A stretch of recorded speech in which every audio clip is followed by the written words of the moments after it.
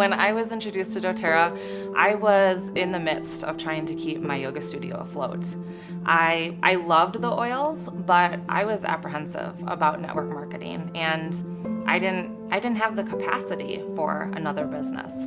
But my upline really believed in me, and she never pushed me, but I watched her business thriving, and it was just from that inspiration that I eventually leaned into the business opportunity. And it was really from a place of desiring freedom. I wanted to be free from any limitations that were keeping me from being my most generous, whole, kind, loving self. So about a year after we hit silver, I became a mom for the first time. And leading up to our daughter Poppy's birth, I just had worked really hard. I just worked really intentionally to plant some seeds and really just to gather some momentum so that I could peel back a bit after she was born.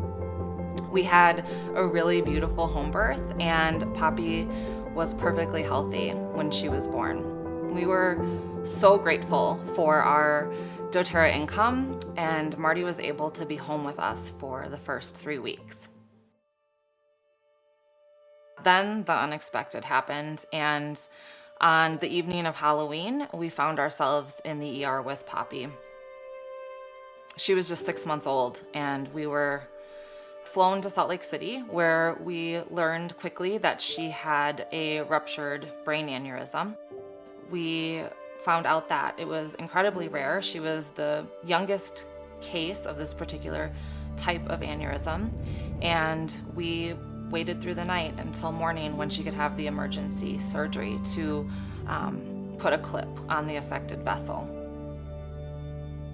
We were in the hospital for 3 weeks while Poppy recovered, and all the while my doTERRA income was steady. So my husband never had to leave our side the whole time that we were there.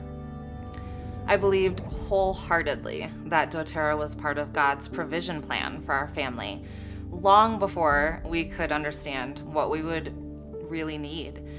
And at the time, I was barely just discovering how true that was.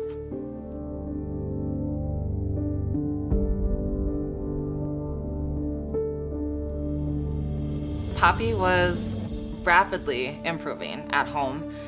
But the day after Christmas, we found ourselves back in the ER and back on a flight to Salt Lake City, where we learned that Poppy had experienced a second ruptured brain aneurysm, which shocked everyone. It had developed quickly, and it was unheard of.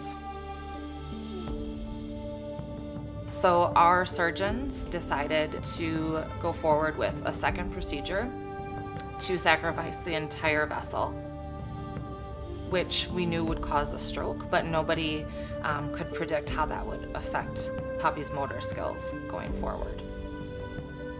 There was literally nothing for me to do. We had no choice but to surrender. We were not in control, and so our faith was everything. I mean, they thought she could maybe never walk or talk. So it was a total miracle after miracle. She was moving all of her limbs within a day. Yeah, during this time, something shifted with our doTERRA team, and we hit gold while we were in the hospital while Poppy was still recovering. I struggled a lot in my business up until that point, just trying to figure out what I offered my team, what I really had to bring to the table for them. And I had this opportunity leading up to that time to decide to show up for them and to serve them and to love them and support them. And it was amazing because then there we were in the hospital and they totally showed up for us. In my yoga classes, I have always taught that expectation keeps the lid on possibility. And I know that for myself, when I've been able to release and just move through my expectations and my own understanding, there has been possibility and opportunity and blessings beyond what I could have ever imagined, beyond what I could have ever dreamed of. 1 year after we experienced all of that with Poppy, a year later we became diamonds. And we have certainly faced a lot of unknowns. We've dealt with a lot of fear, a lot of anxiety about our daughter's health. And there is absolutely no way I could have turned Poppy's care over to someone else. There's no way I could have returned to work outside of our home, and by the mercy and grace of God, I didn't have to.